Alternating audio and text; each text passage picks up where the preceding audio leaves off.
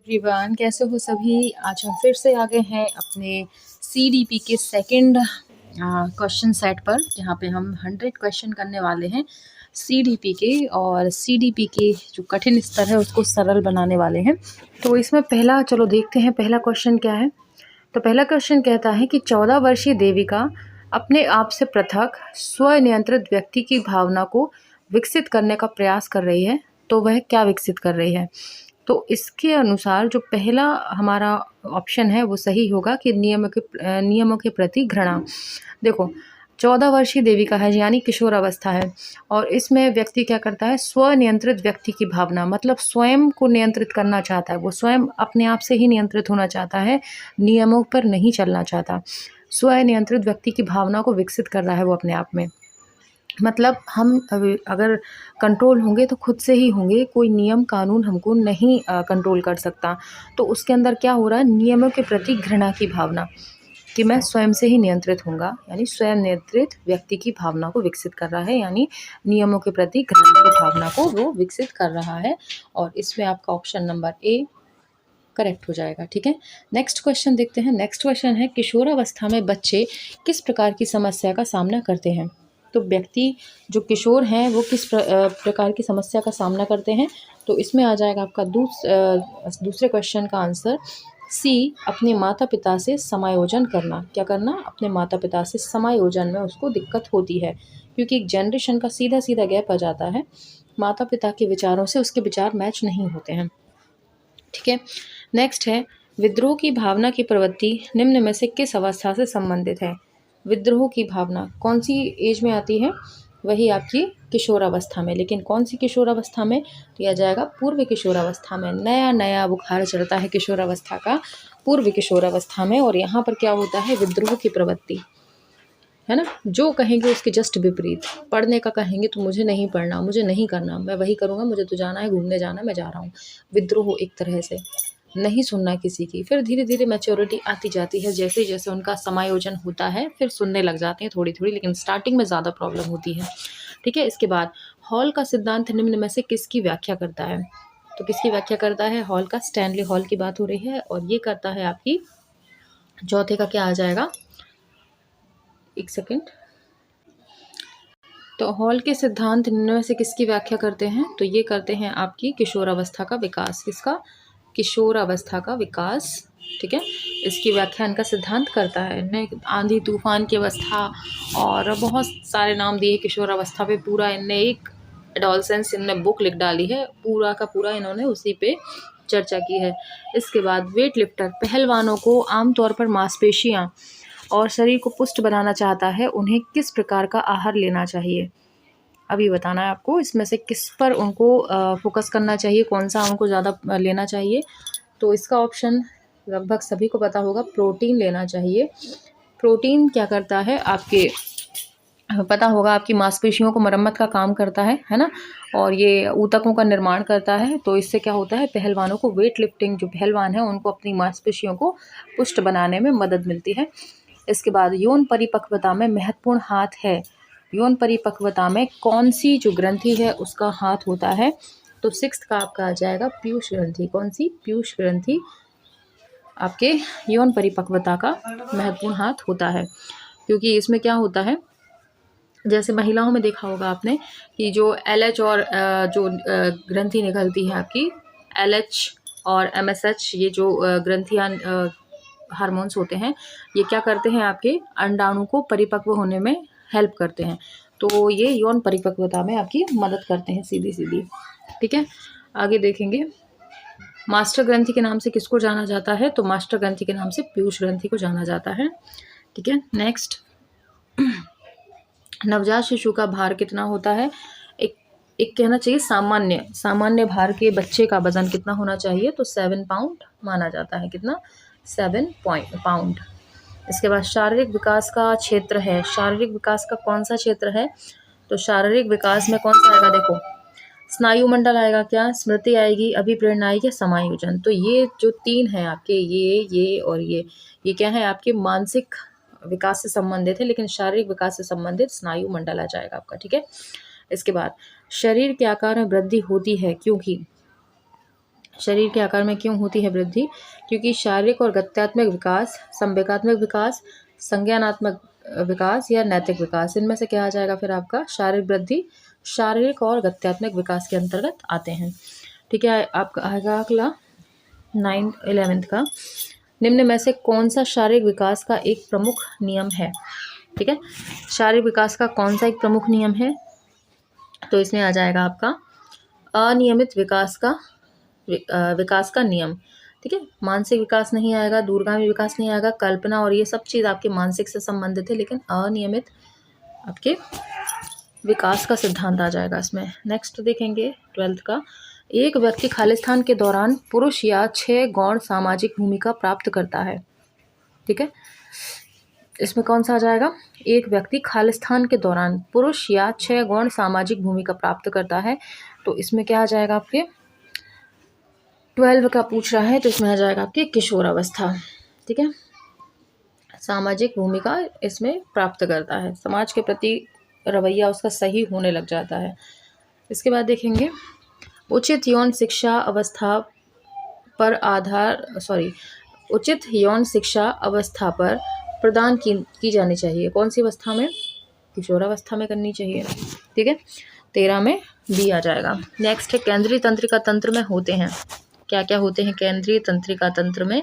तो आपका 14वें का क्या आ जाएगा? डी, मस्तिष्क और मेरुदंड। ठीक है, सभी अंग तो आएंगे नहीं, ये वाले ऑप्शन ने सारा खेल बिगाड़ दिया। ठीक है, तो आपके मस्तिष्क और मेरुदंड, हाँ सभी उपरोक्त सभी होता तो फिर ये आ जाता, लेकिन सभी अंग नहीं आते हैं केंद्रीय तंत्रिका तंत्र में।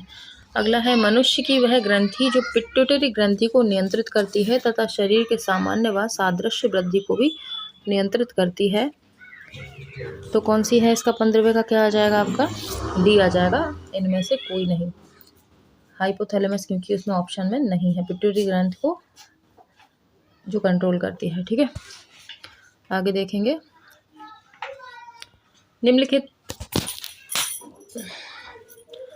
निम्नलिखित अवधि में से किसमें शारीरिक वृद्धि एवं विकास तीव्र गति से घटित होता है? तो 16 का क्या है इसमें? सी, शैशवावस्था एवं प्रारंभिक बाल्यावस्था, यह आ जाएगा इसका ऑप्शन। क्वेश्चन है 17, सामान्यतः लड़के और लड़कियों में शारीरिक विकास की निम्नलिखित विशेषता प्रेक्षित की जाती है। ठीक है, निम्नलिखित विशेषता प्रेक्षित की जाती है, कौन सी विशेषता प्रेक्षित की जाती है? तो इसमें आ जाएगा आपका 17 का सी, लड़कियां शारीरिक विकास में 2-3 वर्ष आगे रहती हैं, है ना, 2-3 वर्ष आगे, जल्दी से उनमें जो है परिपक्वता के साइन दिखने लग जाते हैं। नेक्स्ट है चालक विकास की दर में व्यक्तिगत विविधताएं होती हैं, फिर भी चालक विकास का क्रम खालिस्तान से तक है, कहाँ से कहाँ तक है? तो 18वें का आपका क्या आ जाएगा? बी। देखो इसमें क्या होगा, अपरिष्कृत स्थूल चालक विकासय, परिष्कृत सूक्ष्म विकासय क्यों लिखा है? विकास है ये। ठीक है, अपरिष्कृत यानी स्थूल चालक विकास और परिष्कृत सूक्ष्म चालक विकास। देखो इसमें दिया हुआ है कि चालक विकास की दर में व्यक्तिगत विशेषताएं, एक सेकंड रुकना, मैं इस क्वेश्चन यहाँ बुक में देख लूँ ज़रा, कट गया शायद से आधा, सेकंड दीजिएगा मुझे।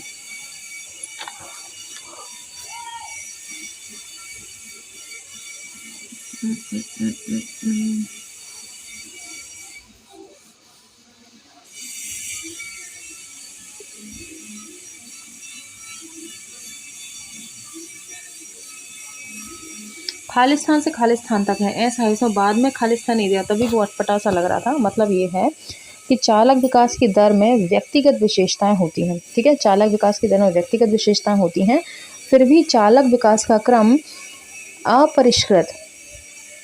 परिष्कृत, सी है ना इसका आंसर।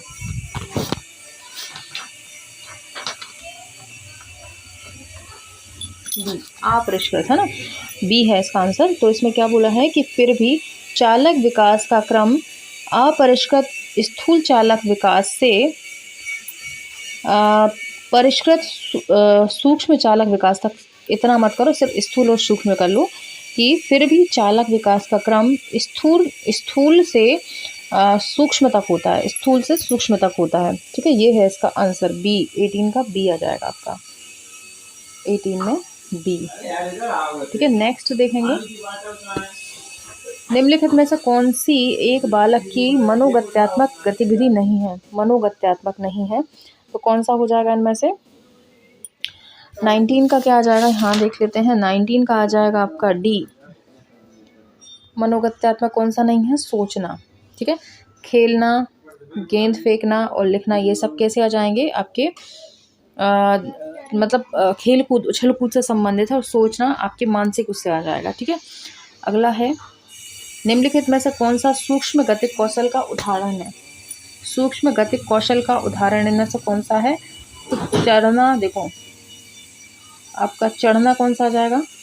स्थूल में आ जाएगा। ठीक है, स्थूल में आ जाएगा, मतलब बड़ी बड़ी मांसपेशियां इससे यूज हो रही हैं। खुदकना भी उसी में आ जाएगा, दौड़ना भी उसमें आ जाएगा, लेकिन लिखना आपका कौन सा आ जाएगा? सूक्ष्म, छोटी छोटी मांसपेशियां। निम्नलिखित में से कौन उत्कृष्ट मोटर कौशल का एक उदाहरण है? उत्कृष्ट का कौन सा उदाहरण है? 21वें का बताना है। 21वें का आ जाएगा आपका डी, लिखना। ठीक है, और कौन सा आ जाएगा? दौड़, यही वाला है आपका, ऊपर किया था सेम वही का वही है, बस लैंग्वेज चेंज कर दिया। ऊपर वाले में उसने क्या पूछा था? सूक्ष्म, इसमें पूछ लिया उत्कृष्ट मोटर कौशल। ठीक है, निम्नलिखित में से कौन सा किसी बच्चे के सामाजिक विकास को प्रभावित करने वाला व्यक्तिगत कारक नहीं है? ठीक है, सामाजिक विकास को प्रभावित करने वाला कारक इनमें से कौन सा नहीं है, तो वो बताना है आपको। 22वें का क्या आ जाएगा? डी आ जाएगा, बुद्धि। ठीक है, इसमें क्या आ जाएगा? बुद्धि। आपका मित्र मंडली प्रभावित कर सकता है, उसका स्वास्थ्य भी प्रभावित कर सकता है, संवेग। देखो मित्र मंडली कैसी, जितना बड़ा फ्रेंड सर्कल होगा, सामाजिक विकास उस हिसाब से होगा। स्वास्थ्य, आपका स्वास्थ्य अगर ठीक नहीं है तो समाज से बाहर, मतलब घर से बाहर ही नहीं निकलोगे तो कैसे होगा फिर आपका वो सामाजिक विकास। संवेग, अगर आपका अपने संवेगों पर नियंत्रण नहीं है, जरा जरा में गुस्सा आता है तो लोग आपसे वैसे कटे कटे रहेंगे, तो सामाजिक विकास नहीं होगा। लेकिन बुद्धि का इससे कोई कनेक्शन नहीं है। तीव्र बुद्धि का इंसान भी सामाजिक हो सकता है, निम्न बुद्धि का भी हो सकता है। ठीक है, इसका कोई कनेक्शन नहीं है। अगला है, बच्चों के सामाजिक विकास को प्रभावित करने वाला कारक कौन सा है? जो सामाजिक विकास को करता है वो कौन सा है, प्रभावित करता है? वो आ जाएगा आपका बी, सामाजिक परिवेश जन्य तत्व। जैसा सामाजिक परिवेश है वैसा ही सामाजिक विकास होगा। अगला, शारीरिक विकास को प्रभावित करने वाला कारक कौन सा है? कौन है जो शारीरिक विकास को प्रभावित करता है? तो ये आ जाएगा आपका उपरोक्त सभी। वंशाक्रम भी वही आ जाएगा, वातावरण, खेल तथा व्यायाम, ये सभी क्या है? शारीरिक विकास को प्रभावित करते हैं, है ना। इसको समझाने की जरूरत नहीं है, ऑलरेडी समझा हुआ है। वंशाक्रम, माता पिता जैसे होते हैं वैसा ही वातावरण भी, जैसा वातावरण होगा उस हिसाब से। खेल तथा व्यायाम भी है, जैसे खेल कूद व्यायाम होगी वैसे हिसाब से होगा उसका विकास। तो उपरोक्त सभी आ जाएगा। नेक्स्ट पेज पर चलेंगे हम, 25 है। 25 क्या कहता है? निम्नलिखित में से कौन सी एक अंतःस्रावी ग्रंथि नहीं है? अंतःस्रावी में से कौन सी नहीं है? तो देखो, एड्रिनल ग्लैंड तो है भाई, अंतःस्रावी। पीयूष भी है, थायराइड, पायराइड ना होकर थायराइड है। ठीक है, थायराइड है। और लार ग्रंथि आपकी बाह्यस्रावी है, लार को हम बाहर निकाल सकते हैं। आपके मुंह में जो सलाइवा है उसको आप बाहर निकाल सकते हो, तो ये क्या है? आपकी बाह्य ग्रंथि है, ना कि अंतःस्रावी। इसके बाद शारीरिक वृद्धि और विकास को कहते हैं, शारीरिक वृद्धि और विकास को क्या कहा जाता है? तो इसको क्या कहेंगे? 26 का बी, अभिवृद्धि कहेंगे। ठीक है, शारीरिक वृद्धि को अभिवृद्धि कहेंगे। इसके बाद देखेंगे 27 नंबर का क्वेश्चन, कि बच्चे के विकास, उचित विकास को सुनिश्चित करने के लिए उसका स्वास्थ्य, शारीरिक विकास एक महत्वपूर्ण आवश्यकता है। बच्चे के उचित विकास को सुनिश्चित करने के लिए उसका स्वास्थ्य, शारीरिक विकास एक महत्वपूर्ण आवश्यकता है। यह कथन सही है या नहीं है, या क्या है, ये हमको देखना है। तो 27 का इसमें आ जाएगा अभी सही है, क्योंकि शारीरिक विकास विकास के अन्य पक्षों के साथ अंतः संबंधित होता है ना। शारीरिक विकास अगर सही है तो बच्चे का मानसिक विकास भी सही रहता है। स्वस्थ शरीर में स्वस्थ दिमाग का वास होता है, ये भी किसी ने कहा है ना। तो ये क्या है? आपका होता है, अगर इंसान के शरीर में कोई प्रॉब्लम होती है तो इंसान चिड़चिड़ा रहता है, बहुत सारी प्रॉब्लम्स आती हैं, मतलब उसका मानसिक विकास ठीक नहीं चल पाता अगर शारीरिक विकास सही नहीं होता है। तो सभी एक दूसरे से कनेक्टेड होते हैं। इसके बाद अगला देखेंगे, निम्नलिखित में से किसको प्रमुख मुख्य अधिकारी ग्रंथि कहते हैं? मुख्य अधिकारी किसको बोलते हैं इनमें से? 28 का आ जाएगा आपका पुरुष ग्रंथि, मास्टर ग्रंथि हमारी। बच्चों में शारीरिक विकास निम्न आयु सीमा में धीमा हो जाता है। किस आयु सीमा में शारीरिक विकास धीमा हो जाता है? तो ये आ जाएगा आपका 29 का सी, 5 से 6 वर्ष में। ठीक है, 5 से 6 वर्ष में है बाल्यावस्था में। ये आपका देखो 3 से 4 में तो अच्छा ही होता ही है, 4 से 5 में भी रहेगा, लेकिन 5 से 6 में स्लो हो जाएगा, फिर यहाँ से फिर बढ़ना स्टार्ट हो जाएगा। किशोर अवस्था क्योंकि शुरू होने वाली होती है, तो 5 से 6 आपका यहाँ पे धीमा हो जाता है। ठीक है, आगे देखेंगे, मानव शरीर की सबसे छोटी यानी स्टेप्स कान में होती है। कहाँ होती है? कान के अंदर, बीच में या बाहर? कहाँ होती है? तो 30 का हो जाएगा, बीच में होती है। ठीक है, सबसे छोटी हड्डी कौन सी होती है? हमारे कान में होती है स्टेप्स, जो कि कान के बीच में होती है। बच्चे के सामाजिक विकास को प्रभावित कर सकता है। क्या प्रभावित कर सकता है? 31 का आ जाएगा, कोई पुरानी बीमारी उसके शारीरिक विकास को प्रभावित कर सकती है, सामाजिक विकास को। ठीक है, अगर बच्चों का अस्थमा है तो भी भाई वो समाज में घुल मिल सकता है, एलर्जी है तो भी, खान पान की आदत है तो मिल सकता है, लेकिन अगर कोई पुरानी बीमारी है, लाइलाज बीमारी है, तो बच्चा समाज से कटा कटा रहता है, घुल मिल नहीं पाता है, और ना ही समाज के लोग उसको फिर स्वीकार कर पाते हैं कि हमारे बच्चों को भी इस तरह का कोई रोग ना हो जाए, है ना। तो सामाजिक विकास प्रभावित कर देता है। इसके बाद सामाजिक रूप से अपरिपक्व छात्रों को छात्रों के रूप में जाना जाता है। जो सामाजिक रूप से अपरिपक्व हैं उनको किस रूप से जाना जाता है? तो उसको जाना जाता है आपका निर्भर। किसको जाना जाता है? सामाजिक रूप से जो होते हैं उसको निर्भर छात्रों के रूप में जाना जाता है।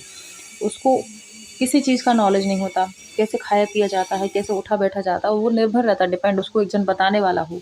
ठीक है, तो ये इसमें आ जाएगा। अलग थलग नहीं होगा, ना ही सामाजिक होगा, ना ही आभासी होगा, निर्भर।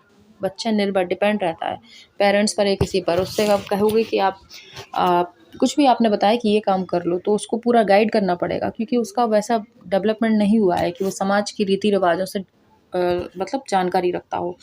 इसके बाद निम्नलिखित में से कौन सा मानसिक वृद्धि और विकास में महत्वपूर्ण भूमिका निभाता है? कौन है जो मानसिक वृद्धि और विकास में महत्वपूर्ण भूमिका निभाता है?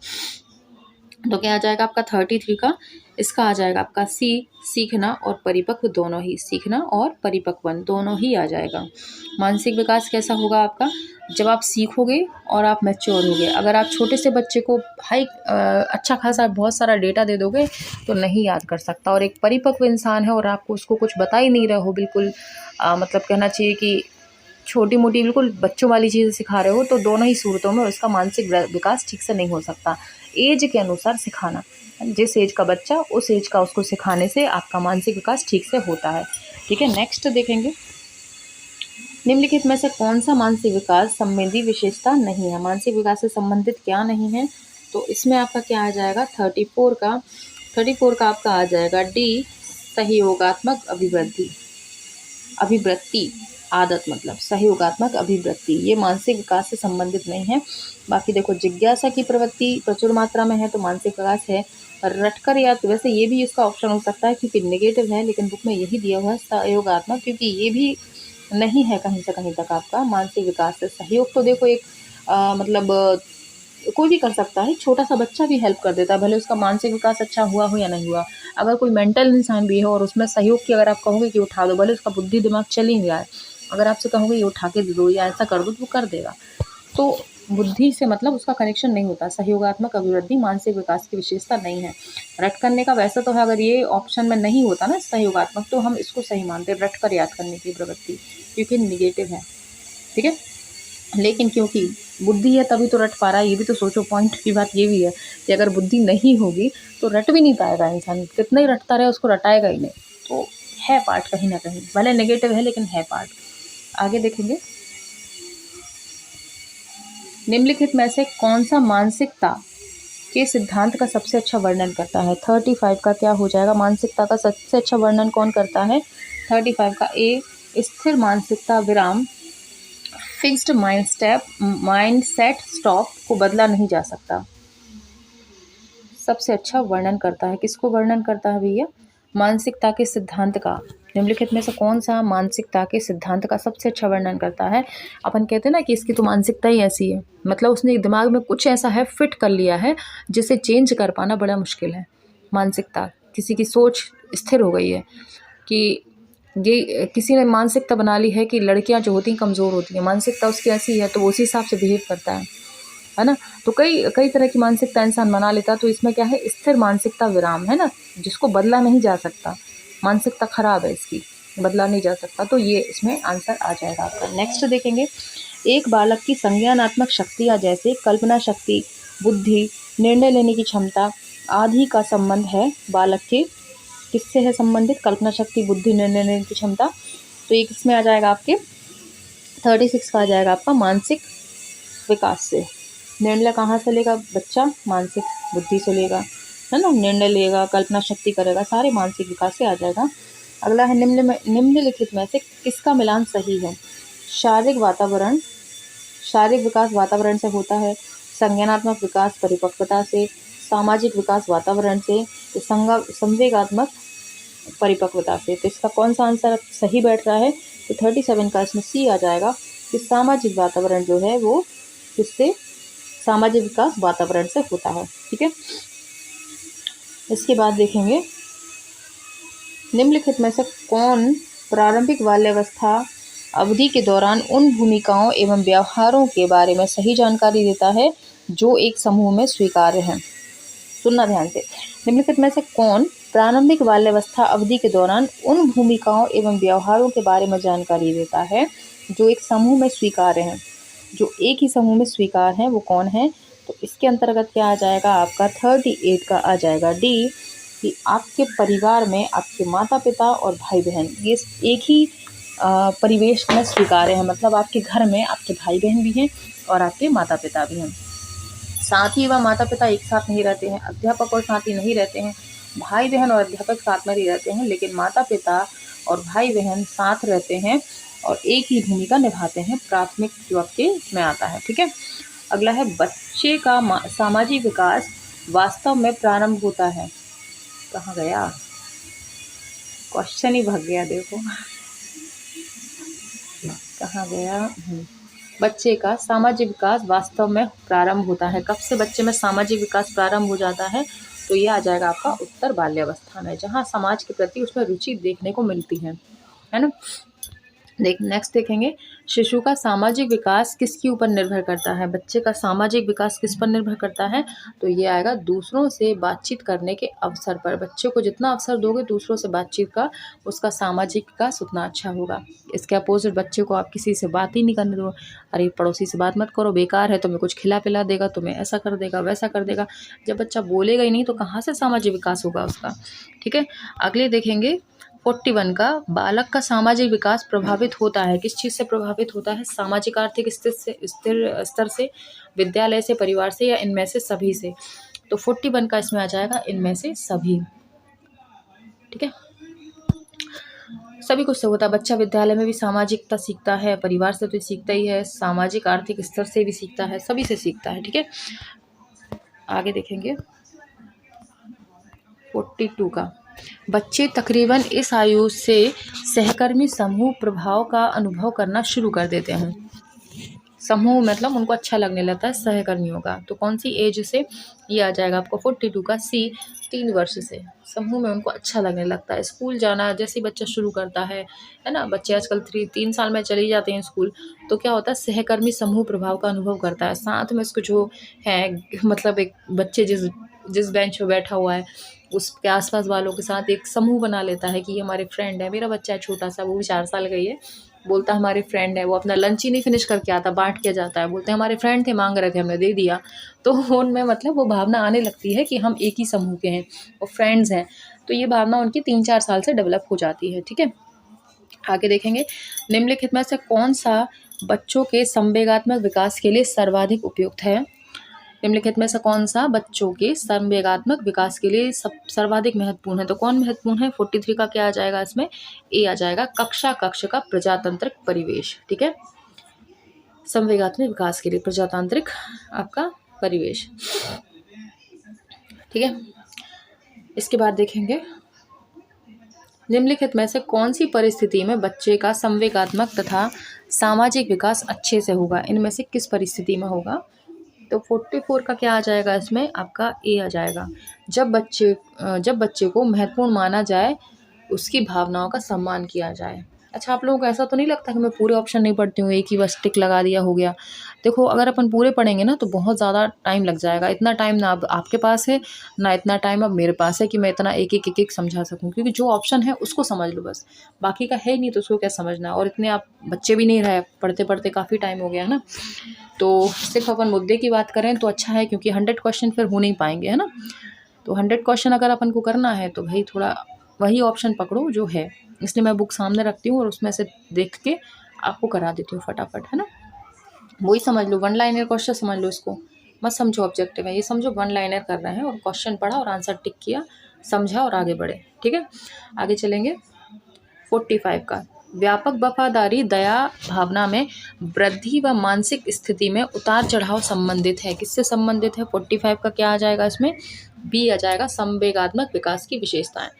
संवेगात्मक विकास की विशेषताएं, ठीक है। व्यापक वफादारी दया भावना में वृद्धि व मानसिक विकास, मतलब अगर अच्छा, किसी में दया भावना अगर आ रही है किसी के प्रति, आपने किसी को देखा जो बुरी स्थिति में है, आपके मन में दया भाव जागा, तो ये क्या है? आपका संवेगात्मक विकास की विशेषता है ना, है ना? दया भाव जाग गया, या किसी क्रूर इंसान को आपने देखा जो किसी पर अत्याचार कर रहा है तो आपको गुस्सा आ गया, ये सब संवेगात्मक में आएंगे। आगे देखेंगे, बच्चे के संज्ञानात्मक विकास हेतु उत्तम स्थान कहाँ पर है? उसका संज्ञानात्मक विकास कहाँ पर होगा? तो 46 का आ जाएगा आपका डी, विद्यालय एवं कक्षा कक्ष का स्तर। संज्ञानात्मक मतलब बुद्धि जहाँ उसकी तेज दौड़ेगी, कहाँ दौड़ेगी? विद्यालय में दौड़ेगी, है ना? कक्षा कक्ष के वातावरण के अनुसार, कक्षा का वातावरण। अगला देखेंगे, संवेगात्मक विकास को प्रभावित करने वाले कारक कौन से हैं? तो संवेगात्मक विकास को कौन करता है? आपका शारीरिक विकास, मानसिक योग्यता, थकान, या ये सभी कौन करता है? 47 का क्या आ जाएगा आपका? 47 का डी आ जाएगा यहाँ, ये सभी। अब इसको समझ लो कैसे। भाई शारीरिक स्वास्थ्य, मैंने बताया था अभी, स्वास्थ्य ठीक नहीं है, चिड़चिड़ा रहा है दिमाग, गुस्सा आएगी, कुछ दुख रहा है, कोई फालतू की बातें पूछेगा तो चिड़चिड़ा जाओगे। मानसिक योग्यता भी होती है, जैसे किसी लोगों की दिमाग जितना है उतनी बात करते हैं, उतनी जल्दी गुस्सा जाता है। जैसे कहते हैं ना कि कम दिमाग वालों को जल्दी गुस्सा आता है, तो संवेगों पे कंट्रोल नहीं होता उनके, क्योंकि मानसिक योग्यता ही उतनी है ना। इसके बाद थकान भी एक रीज़न होता है, आपके उसको प्रभावित करते हैं, संवेगों को प्रभावित कर देते हैं। तो ये सभी आ जाएगा इसमें। आगे, मानसिक विकास को प्रभावित करने वाले कारक हैं। मानसिक विकास को कौन ज़्यादा प्रभावित करता है? तो इसमें क्या आ जाएंगे? इसमें 48 का आपका जाएगा डी, उपरोक्त सभी। वंशानुक्रम भी प्रभावित करेगा, माता पिता अगर थोड़े से बुद्धू हैं तो बच्चे भी वैसे ही होंगे। परिवार का वातावरण, बिल्कुल, परिवार का वातावरण अगर अच्छा है तो बच्चे का मानसिक विकास अच्छा होता है, अच्छे ख्याल उसके दिमाग में आते हैं। इसके अपोजिट अगर बुरा होता है तो नेगेटिव, और मानसिक विकास बिल्कुल बेकार हो जाता है। परिवार की सामाजिक स्थिति, परिवार के लोग ही समाज से नहीं घुल मिल के रहते तो बच्चे का फिर मानसिक विकास भी उसी हिसाब से होता है ना, तो सारे करेंगे इसमें। अगला है, निम्न में से किसकी भूमिका पूर्व बाल्यावस्था में बालक के संवेगात्मक विकास हेतु सर्वाधिक महत्वपूर्ण है? पूर्व बाल्यावस्था की बात हो रही है, यहाँ पर कौन है जो संवेगात्मक विकास में महत्वपूर्ण भूमिका निभाएगा? तो वो आ जाएगा आपका डी, माता पिता की। पूर्व बाल्यावस्था की, जब बच्चा मोस्टली अपने माँ बाप के साथ ही होता है, माँ बाप अगर आपस में लड़ भिड़ रहे होंगे बुरी तरह से, तो बच्चे के संवेग भी उसी तरह के हो जाएंगे कि अच्छा ऐसा करा जाता है, लड़ा जाता है आपस में। तो शादी के बाद वो भी अपनी वाइफ से लड़ेगा उसी तरह से कि भाई ऐसे तो लड़ा जाता है। तो संवेग वैसे ही हो जाते हैं अगर माता पिता में कहासुनी अगर ज़्यादा होती है तो।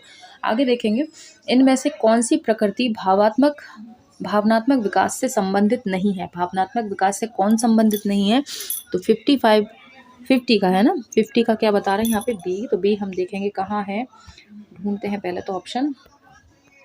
ये आ जाएगा आपका, भावनाओं का प्रस्फुटन जन्म के साथ होने लगता है। ठीक है, प्रस्फुटन यानी प्रकट होने लगता है। ठीक है, बी टिक हो जाओ, क्या हो गया इनको? हाँ, भावनाओं का प्रस्फुटन जन्म के साथ होने लगता है। तो ये क्या बोल रहा है आपका 50 नंबर का क्वेश्चन। प्रश्न एक बार रिपीट कर दे रही हूँ यहाँ पे। प्रश्न बोल रहा है कि इनमें से कौन सी प्रकृति भावनात्मक विकास से संबंधित नहीं है?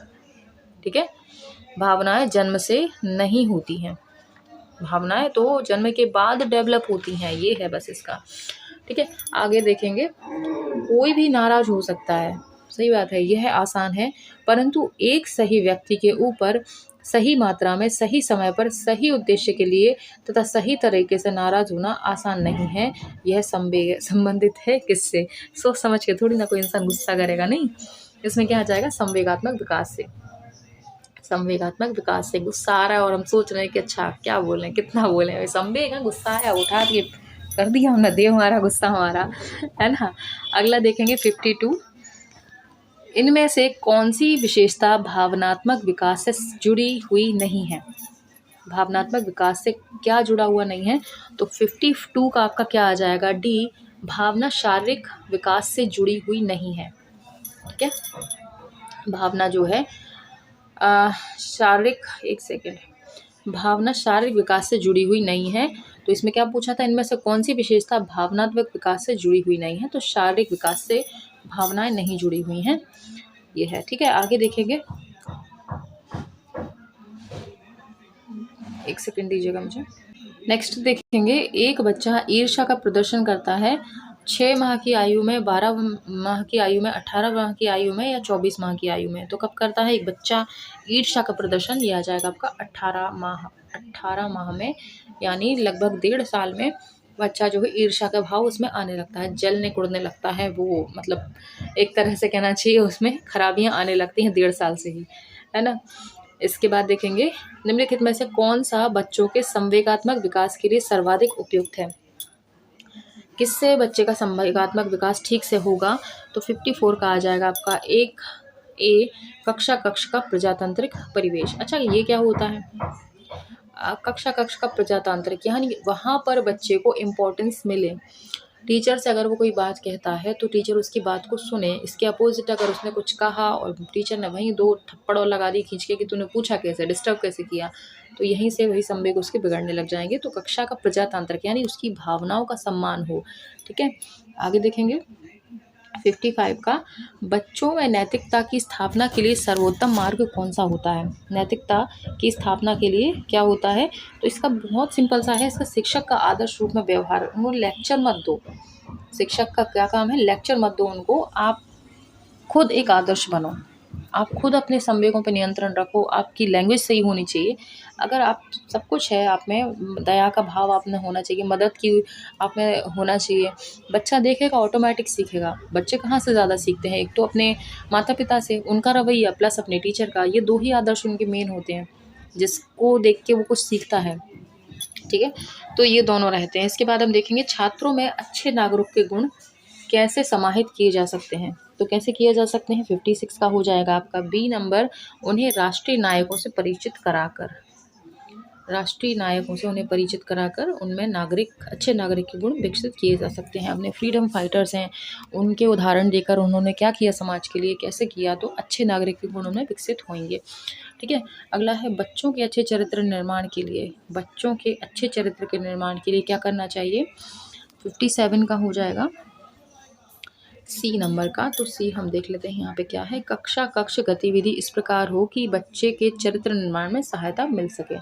ठीक है, तो आपका सी आ जाएगा। नेक्स्ट देखेंगे हम, चरित्र का विकास होता है, चरित्र का विकास कहाँ होता है?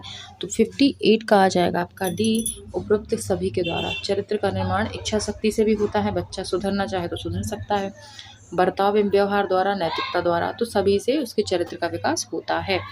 नेक्स्ट है हमारा, निचली कक्षाओं में शिक्षण की खेल विधि जिस पर आधारित होती है वह है। निचली कक्षाओं में शिक्षण की खेल विधि किस पर आधारित होती है? तो 59 का आपका आ जाएगा बी, शिक्षण की विधियों के संकेत, शिक्षण की विधियों के सिद्धांत के अनुसार। ठीक है, 60 का, निम्न कक्षाओं में शिक्षण की खेल विधि आधारित होती है। निम्न कक्षाओं में शिक्षण की खेल विधि किस पर आधारित होती है? तो 60 का आ जाएगा आपका सी, विकास एवं वृद्धि के मनोवैज्ञानिक सिद्धांत पर, विकास एवं वृद्धि के मनोवैज्ञानिक सिद्धांत पर क्या होती हैं? कक्षाओं में शिक्षण की विधि होती हैं। ठीक है, जैसे आपका मोंटेसरी विधि देखा होगा, किंडरगार्टन देखा होगा, तो ये सारे आपके इसके अंतर्गत आ जाते हैं।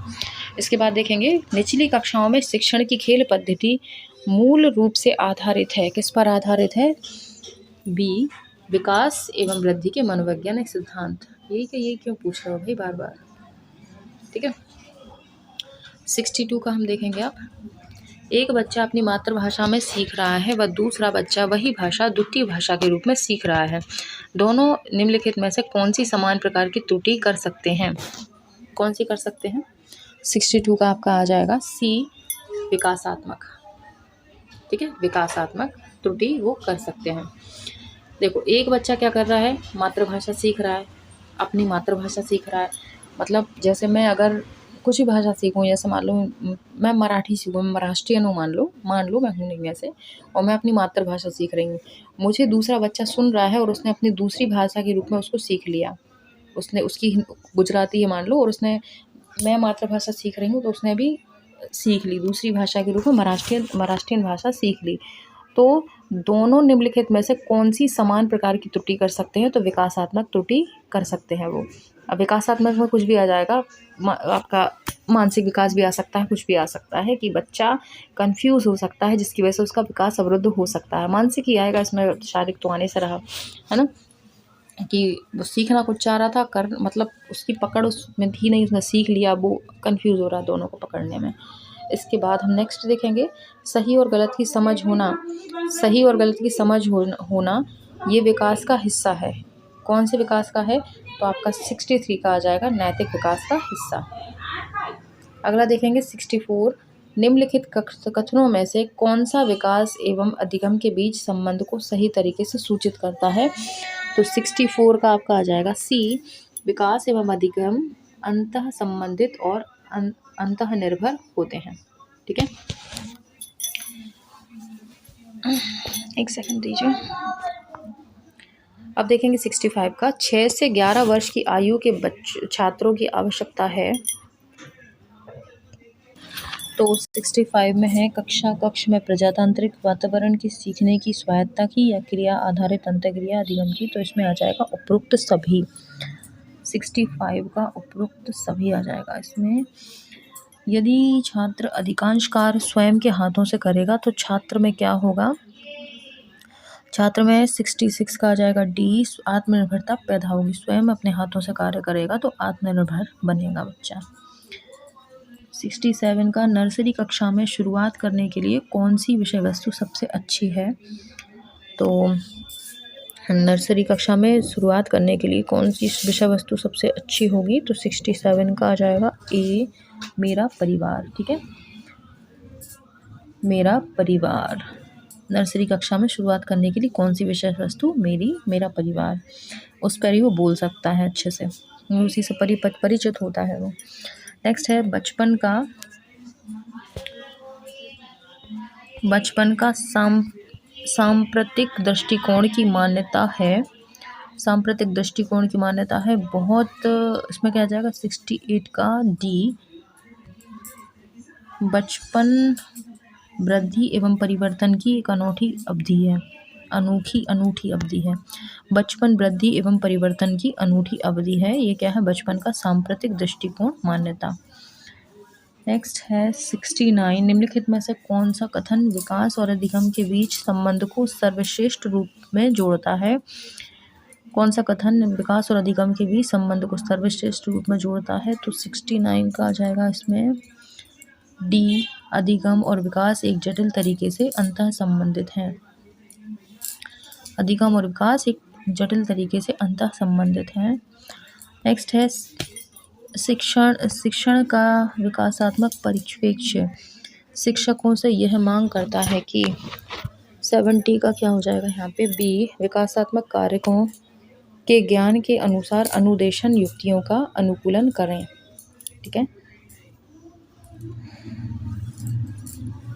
विकासात्मक कारकों के ज्ञान के अनुसार अनुदेशन युक्तियों का अनुकूलन करें। जो विकासात्मक कारक हैं उनके ज्ञान के अनुसार अनुदेशन युक्तियों का उपयोग करें। ठीक है, नेक्स्ट देखेंगे, प्रथम मनोवैज्ञानिक प्रयोगशाला की स्थापना किसने की थी? तो प्रथम मनोवैज्ञानिक प्रयोगशाला की स्थापना हमारे विलियम वुंट द्वारा की गई थी। 71 का विलियम वुंट अकेला है यहाँ पे, विलियम वुंट। छात्र अधिगम का वक्र, बार्क लिखा हुआ है, छात्र अधिगम का बार्क मॉडल इनके द्वारा प्रस्तावित किया गया। बार्क किसने प्रस्तावित किया? अधिगम का बार्क। तो 72 का क्या हो जाएगा यहाँ पे देख लेते हैं। किसने किया था भैया? बार्क। अधिगम का बार्क किसने स्थापित किया था? 72 का बी आ जाएगा। ये मैंने नाम पहली बार सुना है, मुझे नहीं पता आप लोगों ने सुना है कि नहीं। नील फ्लेमिंग, इन्होंने बार्क भी मैंने पहली बार सुना है, और नील फ्लेमिंग भी पहली बार ही मैंने सुना हुआ है। आई डोंट नो आपने सुना है या नहीं, इसलिए मुझे वक्र मैं उसको वक्र पढ़ रही थी। ठीक है, आगे देखेंगे। शिक्षा मनोविज्ञान की उत्पत्ति का वर्ष कौन सा माना जाता है? शिक्षा मनोविज्ञान की उत्पत्ति का वर्ष कौन सा माना जाता है? तो 73 का क्या आ जाएगा इसमें? डी।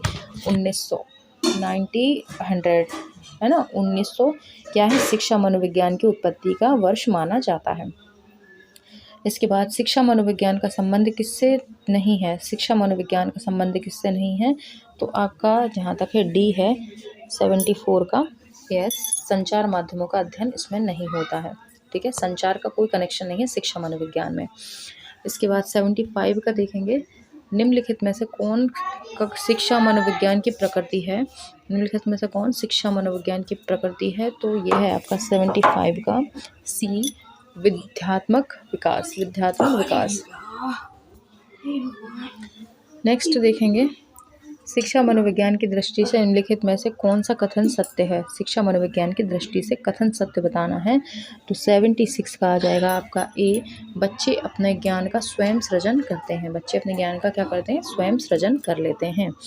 इसके बाद आएगा 77 का, एक शिक्षक को अपने विद्यार्थियों की क्षमताओं को समझने का प्रयास करना चाहिए।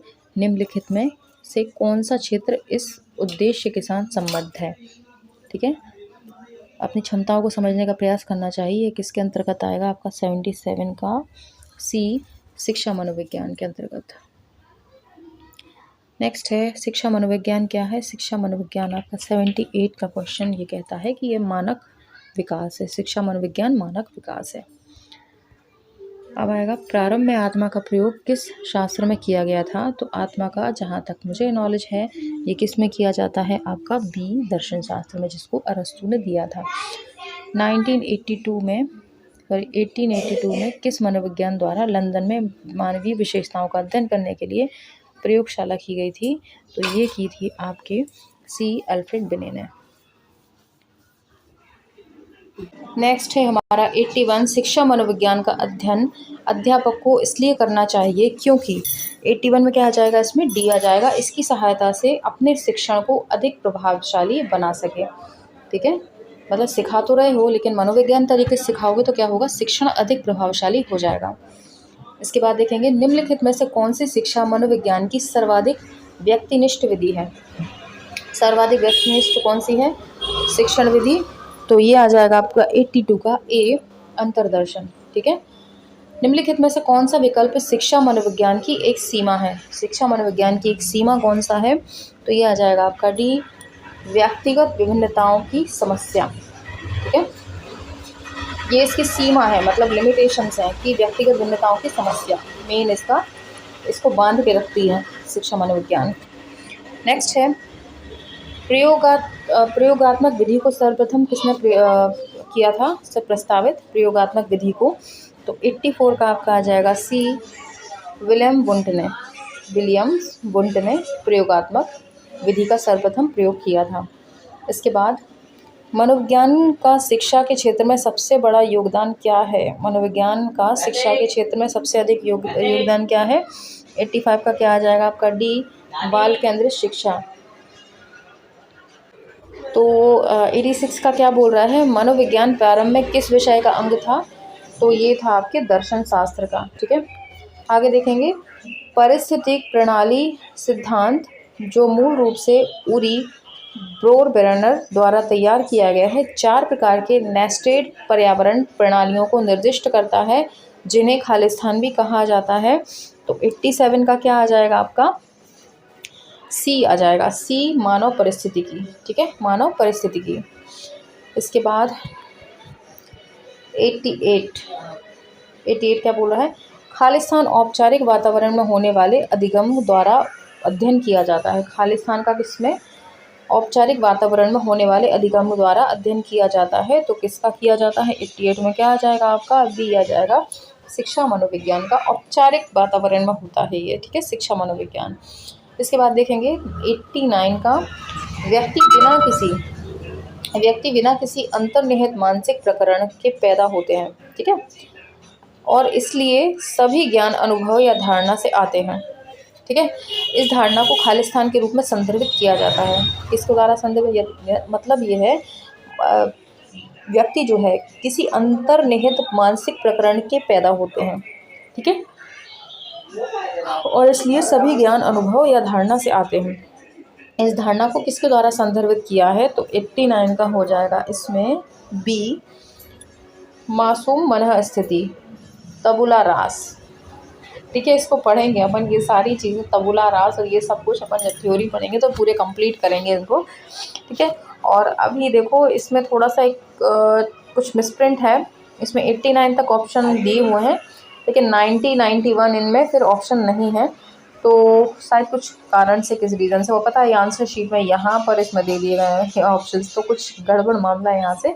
तो अपन 89 तक ही रहने देते हैं, यहाँ पे समझ में नहीं आएगा तो कोई मतलब नहीं है, ठीक है। तो आपका CDP के क्वेश्चन 89 क्वेश्चन हो गए हैं अपने कंप्लीट, ठीक है। अब नेक्स्ट वीडियो में हम फिर से अपना पोषण स्वास्थ्य करने वाले हैं, ठीक है। तो पढ़ते रहिएगा, जुड़े रहिएगा, सपोर्ट करते रहिएगा, लाइक शेयर सब्सक्राइब करना मत भूलें। अगले वीडियो में फिर मिलेंगे, तब तक के लिए बाय।